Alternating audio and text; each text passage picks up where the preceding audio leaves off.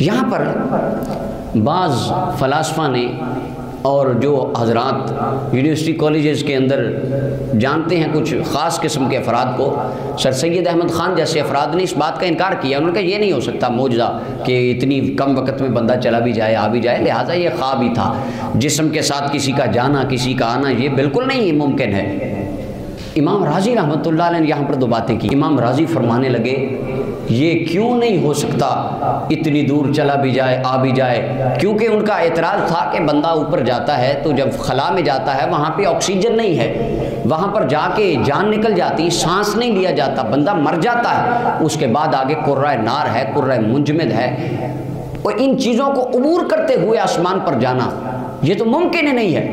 امام راضی رحمۃ اللہ علیہ فرمانے لگے اللہ کے بندو اگر یہ بات ہے تو دیکھو جناب آدم علیہ السلام کے پاس حضرت جبریل علیہ السلام 12 مرتبہ آئے. 1000 سال اللہ نے آدم علیہ السلام کو زندگی عطا فرمائی، جبریل علیہ السلام 1000 سال میں 12 مرتبہ آئے. ادریس علیہ السلام کے پاس پوری زندگی میں 4 مرتبہ آئے. نوح علیہ السلام اللہ نے آپ کو 950 سال کی زندگی عطا فرمائی، آپ کے پاس 950 سال میں جبریل صرف 50 مرتبہ آئے. جناب موسیٰ کے پاس سب سے زیادہ 400 مرتبہ آئے. عیسیٰ علیہ السلام کے پاس 10 مرتبہ آئے. ابراہیم علیہ السلام کے پاس 42 مرتبہ آئے. لیکن ہمارے آقا کے پاس 23 سال میں 24,000 مرتبہ آئے ہیں. 24,000 مرتبہ رسول اللہ کی خدمت میں آئے ہیں. امام راضی فرماتے ہیں وہ یہ جبریل 24,000 مرتبہ آتے بھی تھے جاتے بھی تھے، یا مکے میں ہی رہتے تھے مدینے میں ہی رہتے تھے؟ نہیں، آتے بھی تھے جاتے بھی تھے.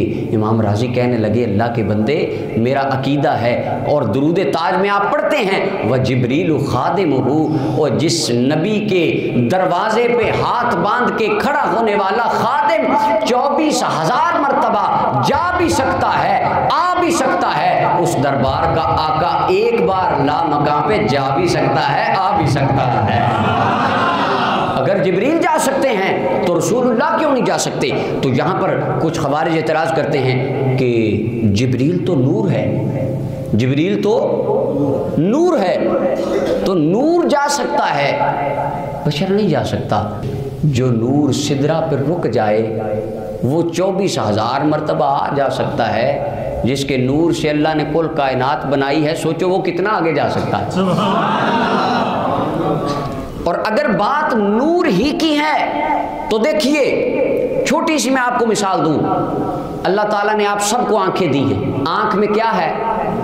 یہ نور ہے، ہر بندے کی آنکھ میں نور ہے. سورج کتنی دور ہے؟